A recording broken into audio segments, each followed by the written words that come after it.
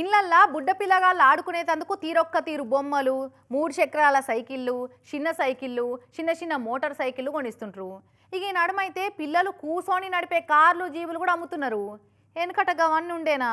తాటికాయల బండి, చెక్కతోటి చేసిన 3 గిరకల బండి, తాటి కమల పంక గిసోంటి చేసి ఇచ్చేటోళ్ళు పిల్లగాళ్లకు. ఇంతకా ముచ్చట ఎందుకు యాదికొచ్చిందంటే పిల్లగాళ్ళు ఆడుకునేటందుకు ఈ అన్నయ్య చేసిన గొర్రె పొట్టేలు బండి చూస్తే యాదొచ్చింది వాళ్ళ.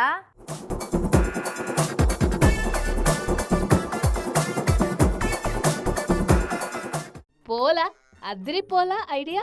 అంబేద్కర్ కోనసీమ జిల్లా అంబాజీపేట కోరపాటిపాలెంలో ఉండే గీ ఎర్రం సీనన్నకు వచ్చిన ఐడియా ఇది. పిల్లగాళ్ళు ఆడుకునేటందుకు అందరి లెక్క బుడ్డ సైకిల్నో, చిన్న కార్లో, చిన్న బండ్లో కొనియకుండా పెంచుకుంటున్న పొటేల్కే కట్టే బండ్లను తయారు చేసిండు గిట్లా. ఇక దాని మీద ఎక్కి అది గుంజుతుంటే పిల్లగాంది చిన్న సంబురం కాదుల్లా.